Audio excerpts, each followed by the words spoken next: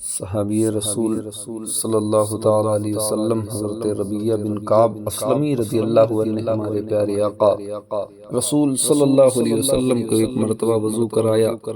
تو سرکار صلی اللہ علیہ وسلم نے خوش ہو کر فرمایا سل ربیعۃ، اے ربیعہ مانگ کیا چاہتا ہے۔ اللہ اکبر، کیا شان ہے ہمارے نبی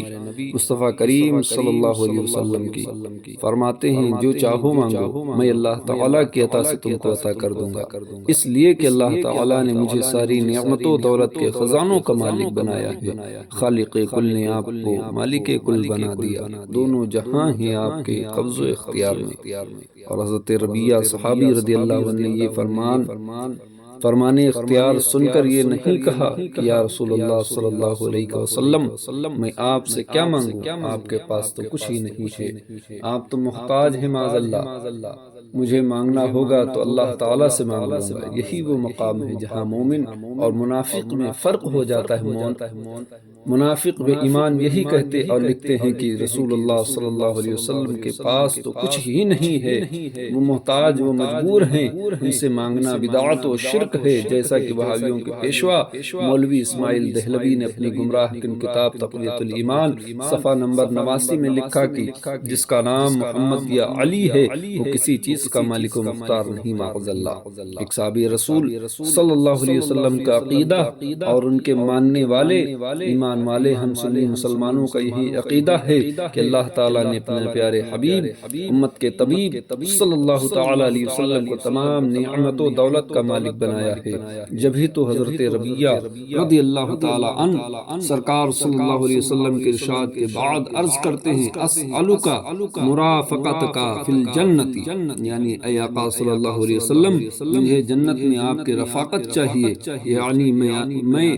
اسی جنت میں رہوں گا جس جنت میں آپ صلی اللہ علیہ وسلم رہیں گے۔ ہمارے حضور نور علی نور صلی اللہ علیہ وسلم نے اپنے صحابی حضرت ربیعہ رضی اللہ عنہ کے سوال پر یہ نہیں فرمایا کہ یہ جنت جو میرے لیے اللہ تعالیٰ نے بنائی ہے وہ تمام جنتوں سے اعلیٰ ہے، اسے میں کیسے دے سکتا ہوں، اس جنت کے دینے کا مجھے اختیار حاصل نہیں ہے، بلکہ ہمارے آقا احمد مختار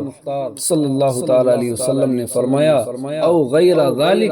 اے ربیعہ تم نے جو مانگا ہے وہ جنت تو تم کو میں نے دیا، اس کے علاوہ جو چاہو مجھ سے مانگ لو۔ گویا حضرت ربیعہ رضی اللہ عنہ نے عرض کی تجھ سے تجھی کو مانگ لوں تو سب کچھ مل جائے، 100 سوالوں سے یہی ایک سوال اچھا ہے۔ حضرت ربیعہ رضی اللہ عنہ نے عرض کیا بس صرف یہی چاہیے، یعنی اے میرے آقا کریم صلی اللہ علیہ وسلم جنت الفردوس میں آپ کے ساتھ رہنا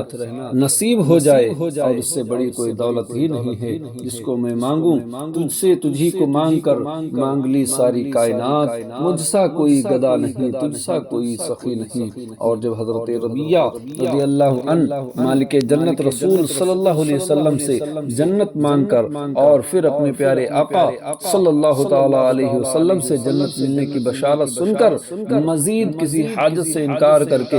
گویا یہ اعلان کر رہے تھے میں تو مالک ہی کہوں گا کہ ہو مالک کے حبیب، یعنی محبوب محب میں نہیں میرا تیرا۔ آقا کریم صلی اللہ علیہ وسلم نے ارشاد فرمایا فَعِنِّي عَلَى نَفْسِكَ بِكَثْرَةِ السُّجُودِ، یعنی اے ربیعہ جنت تو تم کو مل گئی، اس کے شکریہ میں تم خوب سجدہ کرو اور کثرت سے نماز نفل پڑھا کرو۔ اے ایمان والو، یہ مہینہ تو گھر گھر رحمت بانٹتا اور برکتیں تقسیم کرتا آیا ہے، اب کوئی رمضان کی عظمت کا ہی احسان نہ کرے تو اس مہینے کا کیا قصور ہے؟ جس طرح انسان کو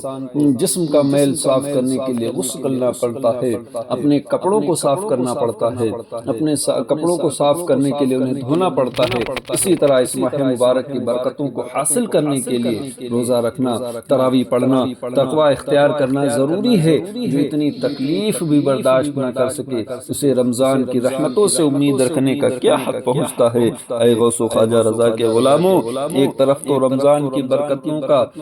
بھرا بادل ہم پر سایہ کیے ہوئے ہے، دوسری طرف ہمارے دن و رات تکلیفوں اور مصیبتوں سے بھرے نظر آ رہے ہیں۔ مدتوں سے کان ترس گئے کہ دنیا کے کسی گوشے سے تو امن و سکون کی خبر سنائی دے، لیکن مایوسی ہی مایوسی ہے۔ کون سی قوم ہے جس کو پرسکون زندگی میسر ہے؟ کون سا مالک ہے جہاں انسانوں کی عزت و آبرو محفوظ ہے؟ آخر کہاں جائے اور کیا کریں کہ پرسکون زندگی میسر آئے؟ تو میں دعوت دیتا ہوں دنیا کے انسانوں کو اور خاص طور پر مسلمانوں کو کہ مادی سہاروں کو چھوڑ کر اسلام کا سہارا لے لو۔ یہ تمہیں اسی طرح پرسکون زندگی مہیا کر دے گا جس طرح 1400 برس پہلے تباہ حال انسانوں کو نوازا جا چکا ہے۔ بس اللہ تعالیٰ کے سچے بندے اور رسول صلی اللہ علیہ وسلم کے سچے غلام بن کر تو دیکھو، تو تمہیں نظر آئے گا کہ رمضان کا برکتوں بھرا بادل ہم پر سایہ کیے ہوئے ہے۔